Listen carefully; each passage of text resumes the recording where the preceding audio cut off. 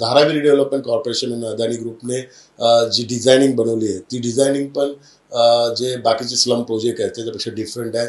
या ठिकाणी garbage shoot असणार. मोस्टली गार्बेजचे प्रॉब्लेम खूप येतात. मागे खिडकीतून फेकून मागच्या पॅसेजमध्ये पूर्ण कचरा असतो, पण या ठिकाणी तसं नसणार. पूर्ण गार्बेज शूटमधून गार्बेज जाईल.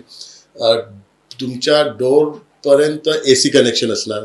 तुम्हाला AC यूज करायचं यूज करू शकता, AC यूज नाही करायचं. सेंट्रल AC सिस्टीम त्या ठिकाणी. तर सेंट्रल AC सिस्टीम असं आहे की एनर्जी कन्झम्पशन कमी असतं, प्लस बिलिंगमध्ये पण तुम्हाला त्यात खूप फॅसिलिटी मिळते आणि ओव्हरऑल कॉस्ट फॅक्टरमध्ये पण खूप कमी येते.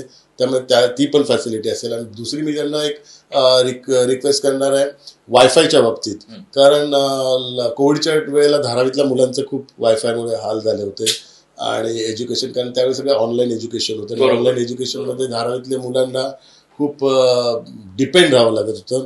काही घरात एकच मोबाईल असल्यामुळे वडील कामाला गेले तर त्यांचं एज्युकेशन होत होतं. तर ती वायफाय सिस्टीमचं पण एक फॅसिलिटी सगळ्या बिल्डिंगमध्ये द्यावं, ही पण एक मी डिमांड करत आहे. आणि मला विश्वास आहे की पूर्ण लेटेस्ट टेक्नॉलॉजी आणि अपग्रेडेशनचं पूर्ण हा एक स्लम प्रोजेक्ट असेल.